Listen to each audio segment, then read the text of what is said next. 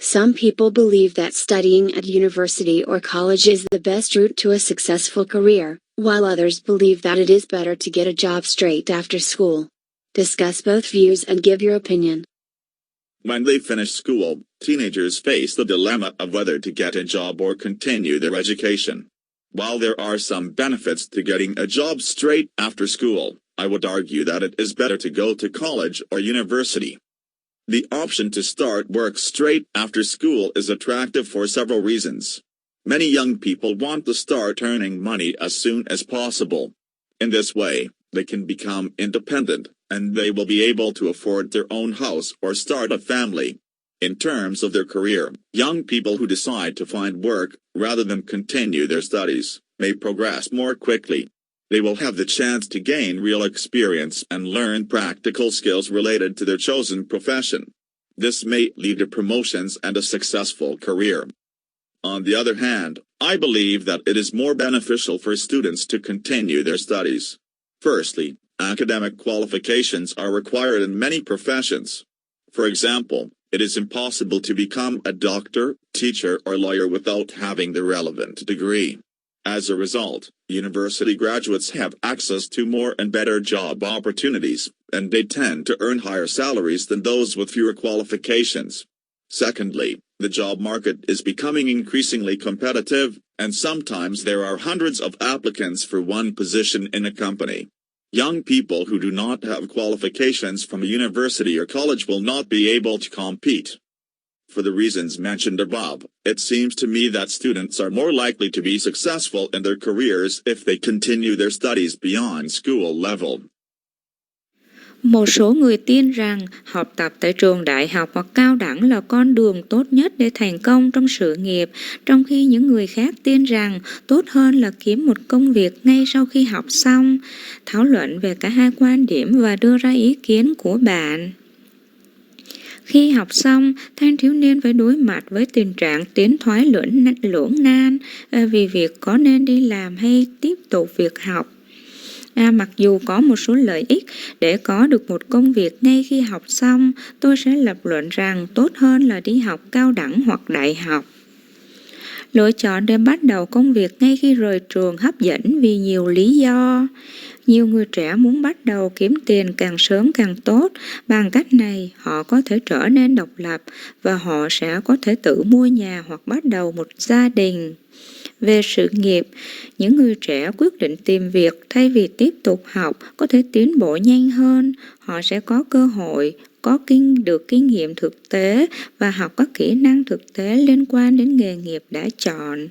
Điều này có thể dẫn đến các sự thăng tiến và một sự nghiệp thành công. Mặt khác, tôi tin rằng việc sinh viên tiếp tục học tập sẽ có lợi hơn. Thứ nhất, trình độ học vấn được yêu cầu trong nhiều ngành nghề, chẳng hạn không thể trở thành bác sĩ, giáo viên hay luật sư nếu không có bằng cấp liên quan. Do đó, sinh viên tốt nghiệp đại học có cơ hội việc làm ngày càng tốt hơn và họ có xu hướng kiếm được mức lương cao hơn so với những người có trình độ ít hơn. Thứ hai, thị trường việc làm ngày càng trở nên cạnh tranh và đôi khi có hàng trăm ứng viên cho một vị trí trong một công ty. Những người trẻ tuổi không có bằng cấp của một trường đại học hoặc cao đẳng sẽ không thể cạnh tranh. Vì những lý do đã đề cập ở trên, dường như với tôi rằng sinh viên có nhiều khả năng thành công hơn trong sự nghiệp nếu họ tiếp tục học lên. Some people think that all university students should study whatever they like. Others believe that they should only be allowed to study subjects that will be useful in the future, such as those related to science and technology. Discuss both these views and give your own opinion. People have different views about how much choice students should have with regard to what they can study at university. While some argue that it would be better for students to be forced into certain key subject areas, I believe that everyone should be able to study the course of their choice. There are various reasons why people believe that universities should only offer subjects that will be useful in the future. They may assert that university courses like medicine, engineering, and information technology are more likely to be beneficial than certain art degrees. From a personal perspective, It can be argued that these courses provide more job opportunities, career progression, better salaries, and therefore an improved quality of life for students who take them. On the societal level, by forcing people to choose particular university subjects, governments can ensure that any knowledge and skill gaps in the economy are covered. Finally, a focus on technology and higher education could lead to new inventions, economic growth, and greater future prosperity. In spite of these arguments, I believe that university students should be free to choose their preferred areas of study. In my opinion, society will benefit more if our students are passionate about what they are learning. Besides, nobody can really predict which areas of knowledge will be most useful to society in the future, and it may be that employers begin to value creative thinking skills above practical or technical skills. If this were the case, perhaps we would need more students of art, history and philosophy than of science or technology. In conclusion, although it might seem sensible for universities to focus only on the most useful subjects, I personally prefer the current system in which people have the right to study whatever they like. Một số người nghĩ rằng tất cả sinh viên đại học nên học bất cứ điều gì họ thích. Những người khác tin rằng họ chỉ nên được phép nghiên cứu những môn học sẽ hữu ích trong tương lai, chẳng hạn như những môn liên quan đến khoa học và công nghệ. Thảo luận về cả hai quan điểm này và đưa ra ý kiến của riêng bạn.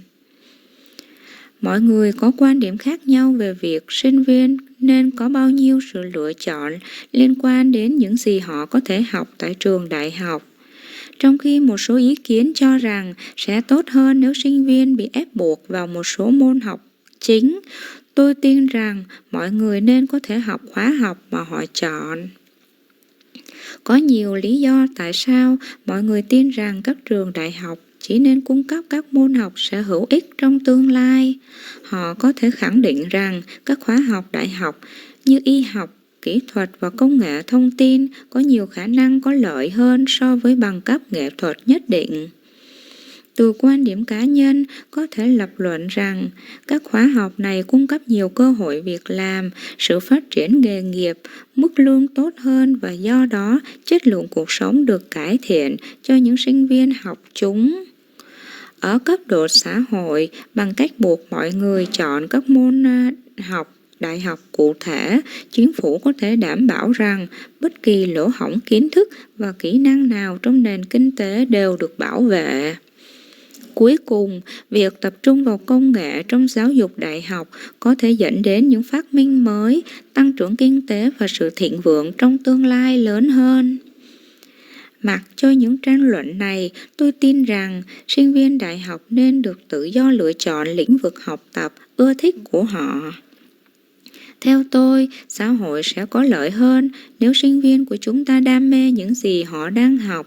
Bên cạnh đó, không ai có thể thực sự dự đoán lĩnh vực kiến thức nào sẽ hữu ích nhất cho xã hội trong tương lai và có thể các nhà tuyển dụng bắt đầu coi trọng kỹ năng tư duy sáng tạo trên các kỹ năng thực tế hoặc kỹ thuật. Nếu trường hợp này xảy ra, có lẽ chúng ta sẽ cần nhiều sinh viên nghệ thuật, lịch sử và triết học hơn là khoa học hoặc công nghệ. Tóm lại, mặc dù có vẻ hợp lý khi các trường đại học chỉ tập trung vào các môn học hữu ích nhất, cá nhân tôi thích hệ thống hiện tại mà mọi người có quyền học bất cứ điều gì họ thích. Some people think that governments should give financial support to creative artists such as painters and musicians. Others believe that creative artists should be funded by alternative sources.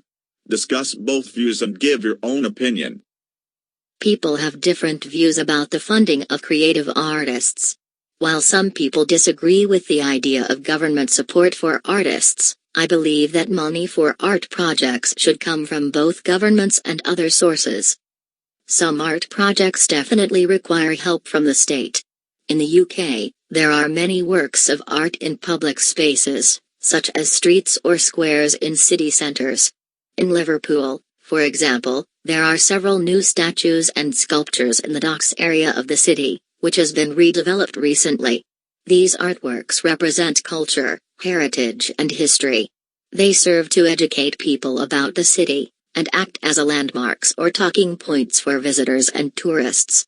Governments and local councils should pay creative artists to produce this kind of art, because without their funding our cities would be much less interesting and attractive.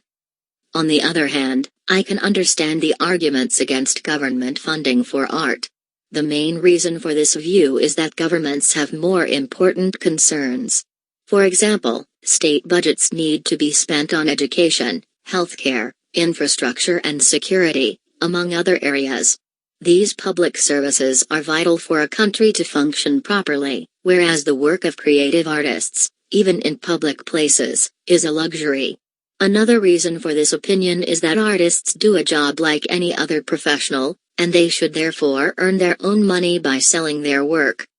In conclusion, there are good reasons why artists should rely on alternative sources of financial support, but in my opinion government help is sometimes necessary. Một số người nghĩ rằng chính phủ nên hỗ trợ tài chính cho các nghệ sĩ sáng tạo như họa sĩ và nhạc sĩ. Những người khác tin rằng các nghệ sĩ sáng tạo nên được tài trợ bởi các nguồn thay thế. Thảo luận về cả hai quan điểm và đưa ra ý kiến của riêng bạn. Mọi người có quan điểm khác nhau về tài trợ của các nghệ sĩ sáng tạo. Trong khi một số người không đồng ý với ý tưởng hỗ trợ của chính phủ cho các nghệ sĩ, tôi tin rằng tiền cho các dự án nghệ thuật nên đến từ cả chính phủ và các nguồn khác. Một số dự án nghệ thuật chắc chắn cần sự giúp đỡ từ nhà nước. Ở Anh có nhiều tác phẩm nghệ thuật trong các không gian công cộng, chẳng hạn như đường phố hoặc quảng trường ở trung tâm thành phố. Ví dụ ở Liverpool có một số bức tượng và tác phẩm điêu khắc mới trong khu vực bến cảng của thành phố đã được phát triển lại gần đây. Những tác phẩm nghệ thuật đại diện cho văn hóa, di sản và lịch sử, chúng phục vụ để giáo dục mọi người về thành phố và đóng vai trò là điểm mốc hoặc điểm nói chuyện cho du khách và khách du lịch.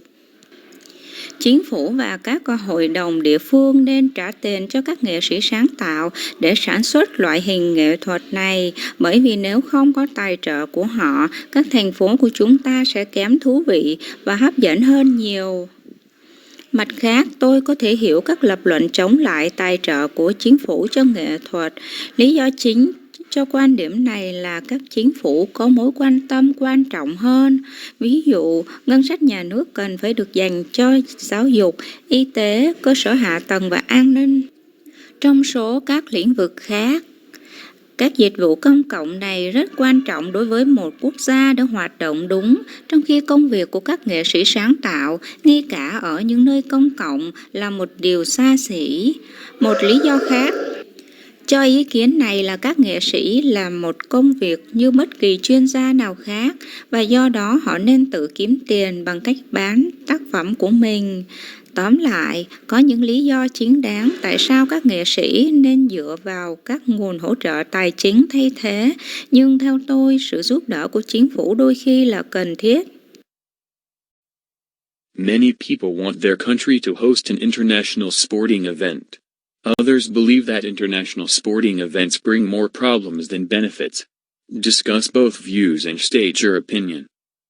There is frequently great competition to host international sporting events. Not everyone, however, believes that the price involved in hosting such events is worthwhile. For me, this is an understandable point of view, and perhaps not every country should try and stage international sporting events. The major argument against hosting international sporting events is financial. Typically, it can cost several million pounds to build the arenas and modernize the infrastructure so that it can cater for the athletes and the spectators. This money, it is argued, would be better spent on welfare and education programs that provide direct support for the population. Indeed, some governments have incurred so much debt through hosting the Olympic Games that they have had to reduce spending on other social programs. While there is some merit in that argument, hosting sporting events does also bring significant benefits. First among these is the honor and prestige it brings to the host country, because that country will be the center of the sporting world for the duration of the event. For many people this is beyond any price. More than that, if the authorities plan carefully, They can use the occasion of the sporting event to help finance public works that benefit the whole population in the long term. For example, the village for the athletes can be transformed into public housing and the various stadia can be used to build a sporting legacy for future generations. My own view is that it is an honor for a country to host a major sporting event. However, if a government wishes to bid for an international event to be staged in its country, it should ensure it has sufficient funds to maintain spending on other projects. Nhiều người muốn đất nước của họ tổ chức một sự kiện thể thao quốc tế. Những người khác tin rằng các sự kiện thể thao quốc tế mang lại nhiều vấn đề hơn lợi ích. Thảo luận cả hai quan điểm và nêu ý kiến của bạn. Thường xuyên có sự cạnh tranh lớn để tổ chức các sự kiện thể thao quốc tế.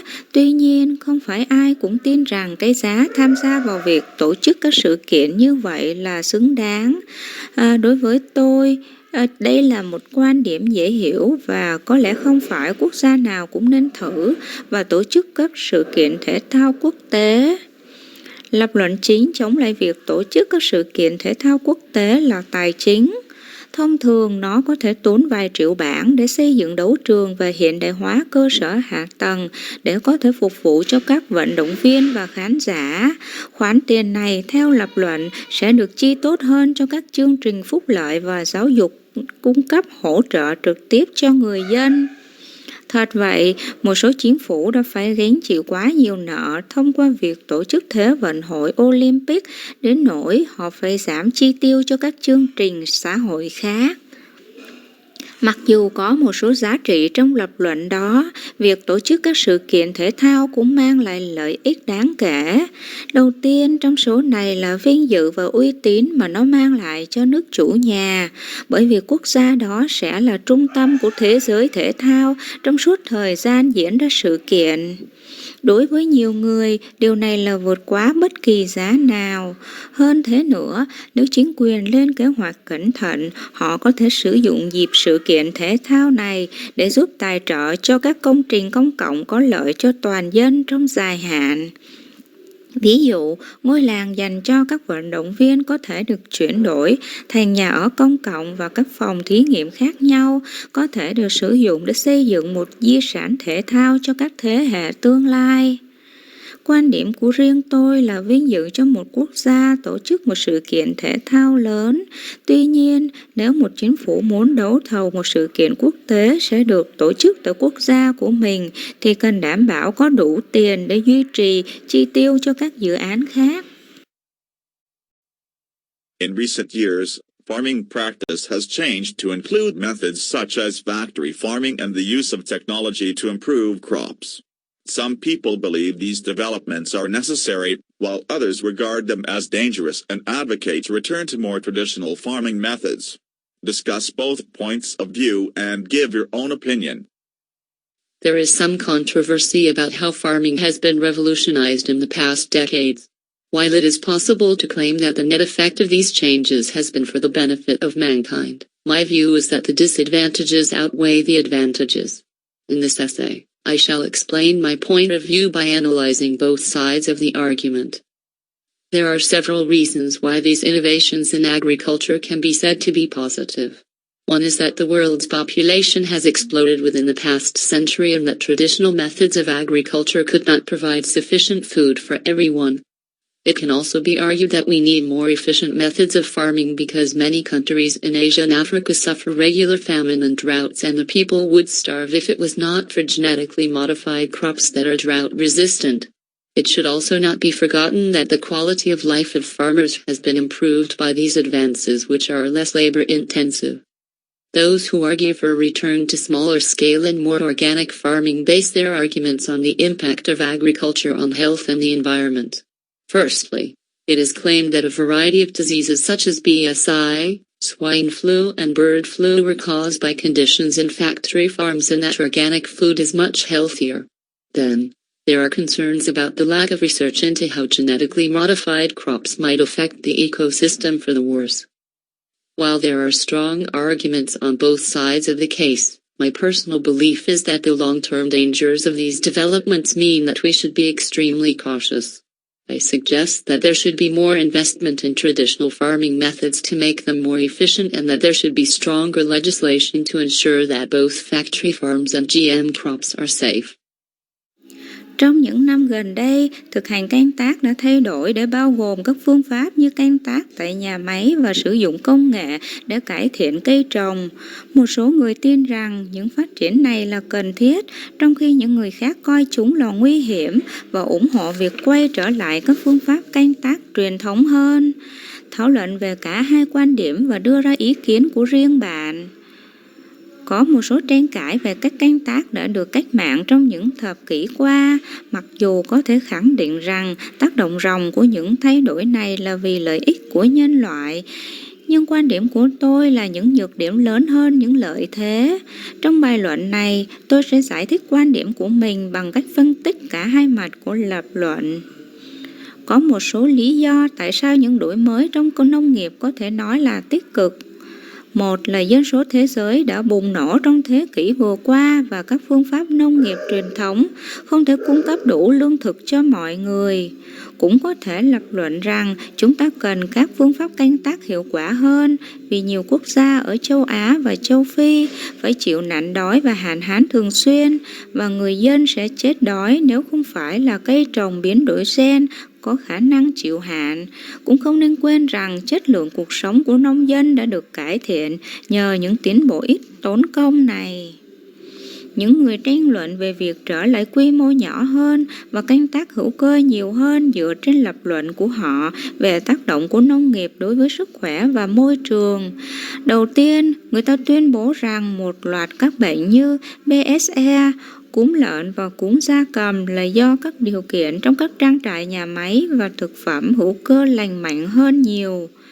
Sau đó, có những lo ngại về việc thiếu nghiên cứu về cách cây trồng biến đổi gen có thể ảnh hưởng đến hệ sinh thái tồi tệ hơn. Mặc dù có những tranh luận mạnh mẽ về từ cả hai phía, nhưng niềm tin cá nhân của tôi là những mối nguy hiểm lâu dài của những diễn biến này có nghĩa là chúng ta nên cực kỳ thận trọng. Tôi đề nghị rằng nên đầu tư nhiều hơn vào các phương pháp canh tác truyền thống để làm cho chúng hiệu quả hơn và cần có luật pháp mạnh mẽ hơn để đảm bảo rằng cả trang trại nhà máy và cây trồng biến đổi gen đều an toàn. Should museums and art galleries be free of charge for the general public, or should a charge, even a voluntary charge, be levied for admittance? Discuss this issue, and give your opinion. One very complex issue in today's world is the funding of museums and art galleries. While there is an argument that they should be free to the general public and funded by governments, I also believe that there is also a case for saying that they should charge an entrance fee like other attractions. Those who argue that museums should be free typically make one of two arguments. The first argument is that institutions like museums are a public service and therefore there should be free access to the man in the street. If, for example, there was a charge only the wealthy could afford to enjoy works of art. The second, and related, argument is that if they did levy a charge, fewer people would go to museums. This would be serious as they are educational institutions and standards would fall. In contrast, there is only one major argument on the other side of the debate. This is that both museums and art galleries need to charge an entrance fee if they are to survive in the modern world. Governments do not have sufficient funds to subsidize all such institutions and there are other priorities for public money. Therefore, these galleries and museums need to charge their customers not only to survive but to update their exhibitions and make new purchases. By way of illustration, the Tate Modern in London could not have been founded without revenue from admissions. My personal position is that there is no clear answer to this question as there are such strong arguments on both sides. Perhaps it is possible for some museums and galleries to charge fees and for others not to. It will depend on the situation of the individual museum or gallery. Các bảo tàng và phòng trưng bày nghệ thuật có nên miễn phí cho công chúng nói chung hay một khoản phí, thậm chí là một khoản phí tự nguyện, có nên được áp dụng cho việc tiếp nhận? Thảo luận về vấn đề này và đưa ra ý kiến của bạn. Một vấn đề rất phức tạp trong thế giới ngày nay là tài trợ cho các viện bảo tàng và phòng trưng bày nghệ thuật. Mặc dù có một lập luận rằng chúng nên được miễn phí cho công chúng và được chính phủ tài trợ, tôi cũng tin rằng cũng có trường hợp nói rằng họ nên thu phí vào cửa như các điểm tham quan khác. Những người lập luận rằng các bảo tàng nên được tự do thường đưa ra một trong hai lập luận.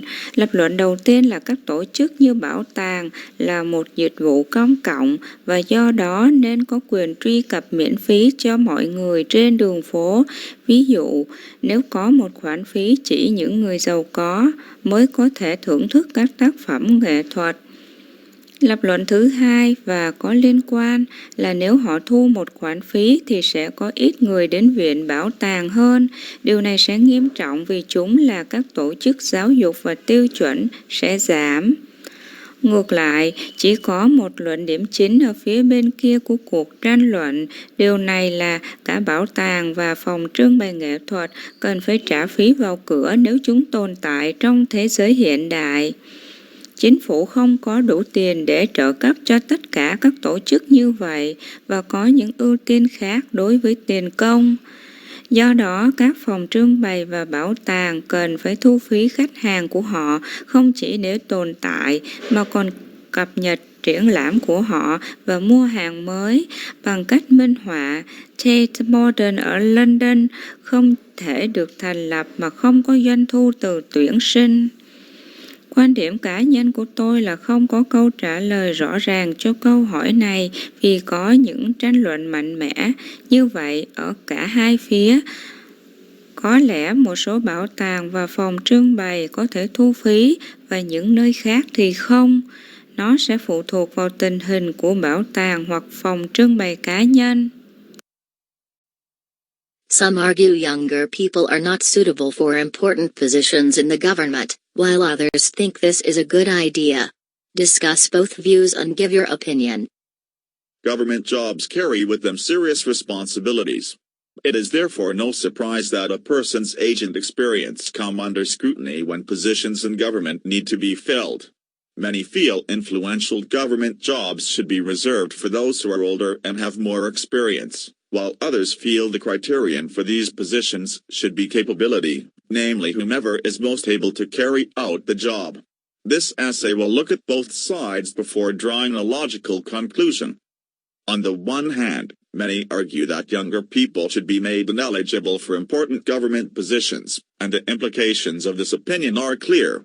Those operating at senior levels within a country's military, for example, require field experience to prevent disastrous decisions that could cause the needless loss of life. Were younger people allowed to fast-track their ascension within a country's military, they could find themselves having to make critical choices based more on theoretical study than practical experience, and this could have catastrophic results. Thus, is it understandable why many feel younger government workers should be incubated before given promotion to important positions? However, there are several plausible counters to this argument. For one, younger workers bring creativity and fresh ideas to government. For example, young government workers in Canada successfully pushed to increase HIV understanding and dispel stigmas attached to the disease in the 1980s, a development that encouraged tolerance and reduced irrational fear. In addition to fresh ideas, it should be remembered that to get a government job, one has to successfully engage a rigorous screening process. If the younger person engages this process as well or better than an older person, it is hard to argue that age should be a decisive factor when offering employment. It is clear from these reasons that there is merit to awarding important government career options to younger people. Although the above look reveals solid evidence for both sides of the argument, it is felt that the healthiest approach to designating government positions is to ensure candidates fulfill rigorous training programs. Thus, a person's age should not be considered a universal precursor to the awarding of government jobs. Một số tranh luận người trẻ tuổi không phù hợp với các vị trí quan trọng trong chính phủ, trong khi những người khác nghĩ rằng đây là một ý tưởng tốt. Thảo luận về cả hai quan điểm và đưa ra ý kiến của bạn. Công việc của chính phủ mang theo trách nhiệm nghiêm trọng, do đó không có gì ngạc nhiên khi tuổi tác và kinh nghiệm của một người bị kiểm soát khi các vị trí trong chính phủ cần được lấp đầy. Nhiều người cảm thấy việc làm của chính phủ có ảnh hưởng nên được dành cho những người lớn tuổi và có nhiều kinh nghiệm hơn, trong khi những người khác cảm thấy tiêu chí cho các vị trí này phải là khả năng, cụ thể là bất kỳ ai có thể thực hiện công việc tốt nhất. Bài tiểu luận này sẽ xem xét cả hai mặt trước khi đưa ra một kết luận hợp lý. Ở một mặt, nhiều ý kiến cho rằng những người trẻ tuổi hơn nên không đủ tư cách cho các vị trí quan trọng của chính phủ, và ý nghĩa của ý kiến này là rõ ràng. Chẳng hạn, những người hoạt động ở cấp cao trong quân đội của một quốc gia đòi hỏi kinh nghiệm thực địa để ngăn chặn các quyết định tai hại có thể gây ra sự mất mát không cần thiết. Khi những người trẻ tuổi hơn được phép theo dõi nhanh sự thăng tiến của họ trong quân đội của một quốc gia, họ có thể thấy mình phải đưa ra những lựa chọn quan trọng dựa trên nghiên cứu lý thuyết hơn là kinh nghiệm thực tế, và điều này có thể có kết quả thảm khốc. Vì vậy, có thể hiểu được tại sao nhiều người cảm thấy nhân viên chính phủ trẻ hơn nên được ươm tạo trước khi được thăng chức lên các vị trí quan trọng. Tuy nhiên, có một số phản biện hợp lý cho lập luận này. Một, những người lao động trẻ tuổi mang lại sự sáng tạo và ý tưởng mới cho chính phủ. Ví dụ, các nhân viên chính phủ trẻ ở Canada đã thúc đẩy thành công để tăng hiểu biết về HIV và xua tan những kỳ thị gắn liền với căn bệnh này. Vào những năm 1980, một sự phát triển khuyến khích sự khoan dung và giảm nỗi sợ hãi phi lý. Ngoài những ý tưởng mới, cần nhớ rằng để có được một công việc của chính phủ, người ta phải tham gia thành công một quy trình sàng lọc nghiêm ngặt. Nếu một người trẻ tham gia vào quá trình này tốt hoặc tốt hơn một người lớn tuổi, thật khó để tranh luận rằng tuổi tác phải là một yếu tố quyết định khi cung cấp việc làm.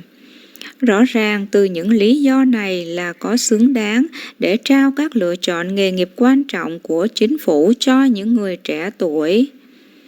Mặc dù cái nhìn trên cho thấy bằng chứng vững chắc cho cả hai phía của cuộc tranh luận, có cảm giác rằng cách tiếp cận lành mạnh nhất để chỉ định các vị trí chính phủ là đảm bảo các ứng viên hoàn thành các chương trình đào tạo nghiêm ngặt.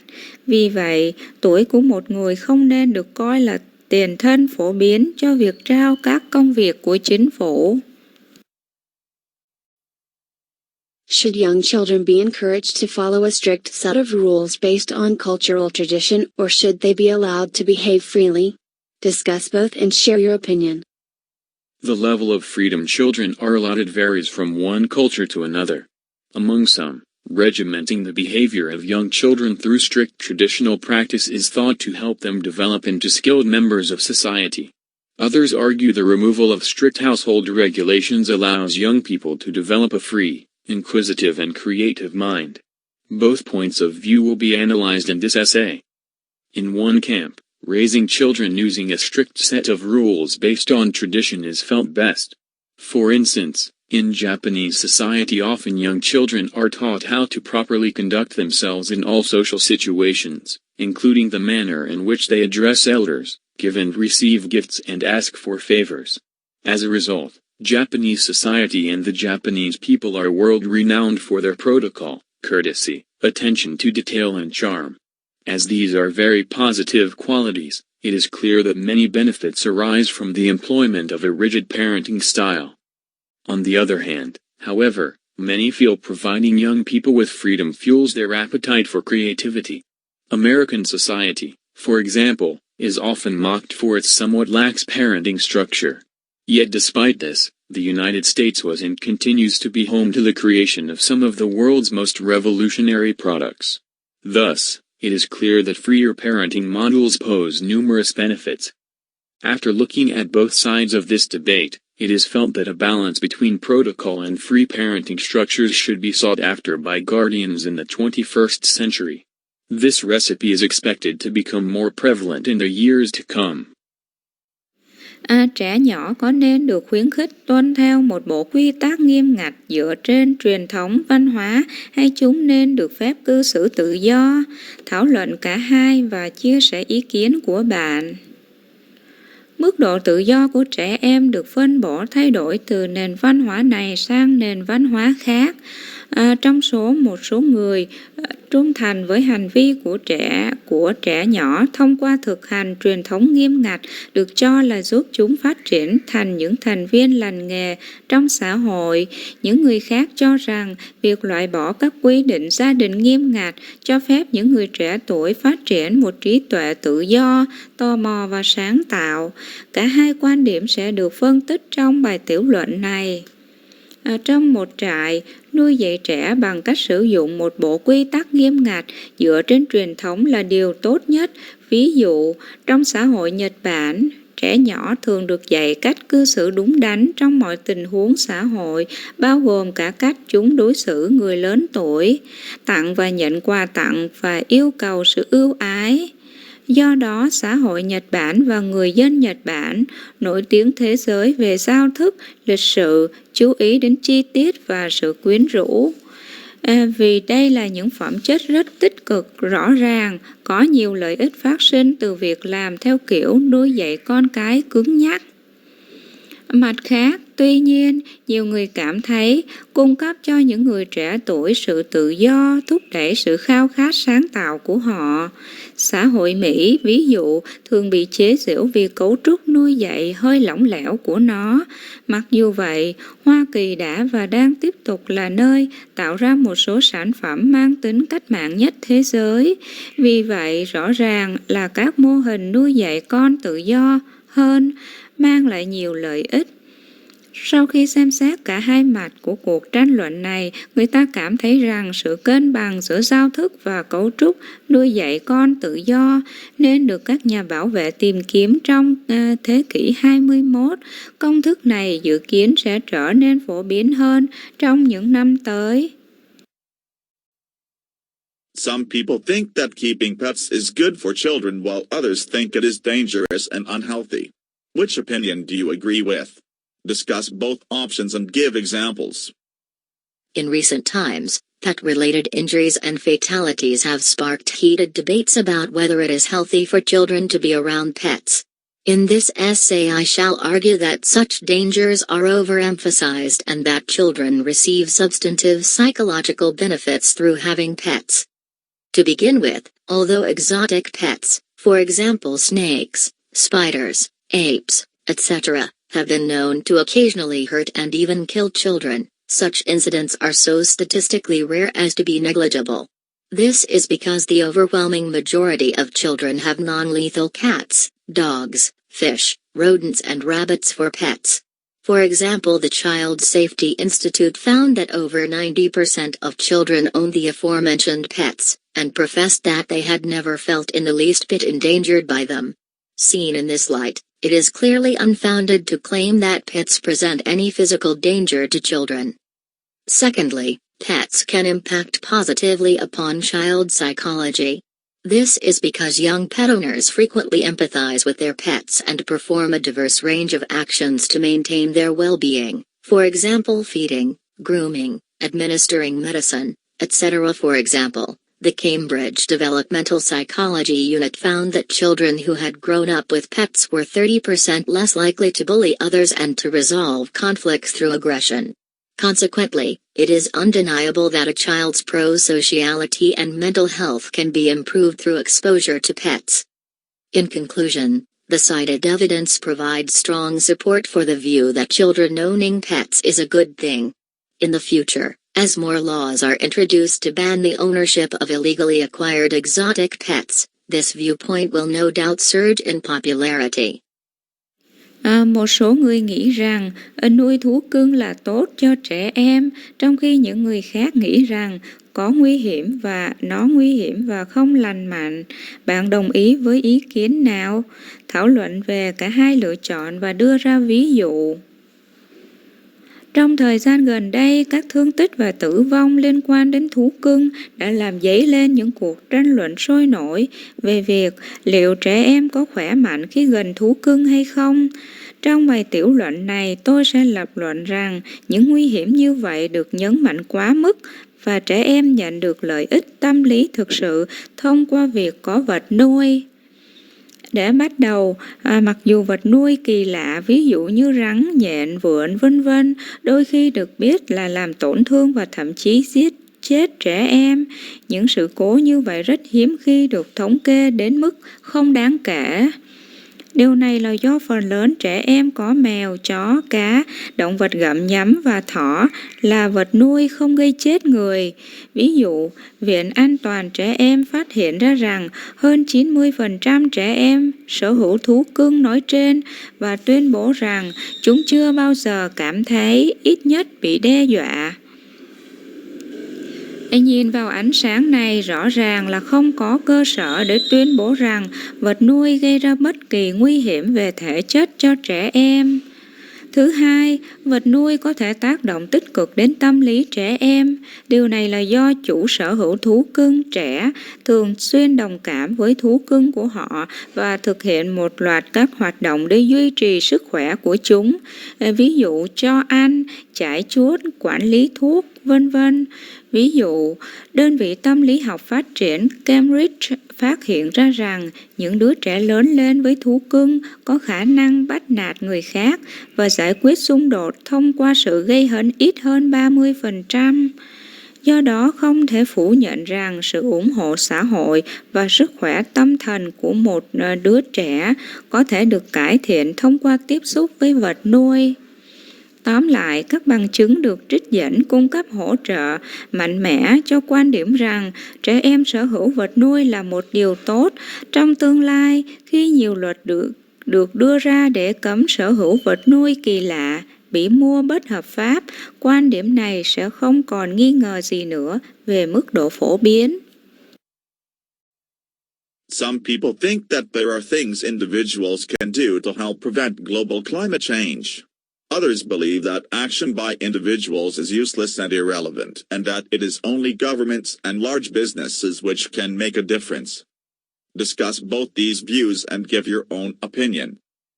Climate change is a phenomenon affecting all people in all walks of life, from individual citizens to whole countries and huge multinational companies. The question of what we can do to prevent global climate change and whether individual action is effective or not is a hotly debated issue. There are those who say that the majority of the damages is wrought by big businesses. By imposing restrictions on emissions and by strictly monitoring waste disposal from factories, plants and businesses, governments would go a long way towards preventing climate change. It is thought that governments around the world should come up with solutions to help prevent imminent environment disaster. Proponents of this view claim that individual action is irrelevant in the face of massive, wide-scale prevention policies set and controlled by governments. On the other hand, there are a growing number of people who believe that individual action combined with governmental and business action will do a lot more to prevent climate change than if individual citizens were not involved. In a world of 6 billion people, if everyone thought about the number of water they use, how they dispose of their rubbish, whether or not something needs to be thrown away or if they can, in fact, reuse certain items, then we would be giving the problem of climate change and its prevention a massive boost. Taking both points into consideration, I firmly believe that individual citizens cannot sit back and say it is someone else's responsibility to protect the environments. We must all play our part, individual citizens, governments and big businesses alike. Một số người nghĩ rằng có những điều cá nhân có thể làm để giúp ngăn chặn biến đổi khí hậu toàn cầu. Những người khác tin rằng hành động của các cá nhân là vô ích và không liên quan và chỉ có chính phủ và các doanh nghiệp lớn mới có thể tạo ra sự khác biệt. Thảo luận về cả hai quan điểm này và đưa ra ý kiến của riêng bạn. Biến đổi khí hậu là một hiện tượng ảnh hưởng đến tất cả mọi người trong mọi tầng lớp, từ công dân cá nhân đến cả nước và các công ty đa quốc gia khổng lồ. Câu hỏi về những gì chúng ta có thể làm để ngăn chặn biến đổi khí hậu toàn cầu và liệu hành động cá nhân có hiệu quả hay không là vấn đề được tranh luận sôi nổi. Có những người nói rằng phần lớn các thiệt hại được tạo ra bởi các doanh nghiệp lớn bằng cách áp đặt các hạn chế về khí thải và bằng cách giám sát chặt chẽ việc xử lý chất thải từ các nhà máy và doanh nghiệp. Chính phủ sẽ tiến một bước dài để ngăn chặn biến đổi khí hậu. Người ta cho rằng các chính phủ trên thế giới nên đưa ra các giải pháp để giúp ngăn chặn thảm họa môi trường sắp xảy ra. Những người ủng hộ quan điểm này cho rằng hành động cá nhân là không liên quan khi đối mặt với các chính sách phòng ngừa rộng lớn, quy mô rộng được thiết lập và kiểm soát bởi các chính phủ. Mặt khác, ngày càng có nhiều người tin rằng hành động cá nhân kết hợp với hành động của chính phủ và doanh nghiệp sẽ làm được nhiều hơn để ngăn chặn biến đổi khí hậu so với việc mỗi công dân không tham gia. Trong một thế giới 6 tỷ người, nếu mọi người nghĩ về số lượng nước họ sử dụng, cách họ vứt rác, liệu có thứ gì đó cần phải vứt đi, hay thực tế họ có thể sử dụng lại một số vật phẩm hay không, sẽ làm cho vấn đề biến đổi khí hậu và phòng chống nó tăng mạnh. Cân nhắc cả hai quan điểm, tôi tin chắc rằng các công dân cá nhân không thể ngồi lại và nói rằng đó là trách nhiệm của người khác trong việc bảo vệ môi trường. Tất cả chúng ta phải đóng một phần, công dân cá nhân, chính phủ và các doanh nghiệp lớn như nhau.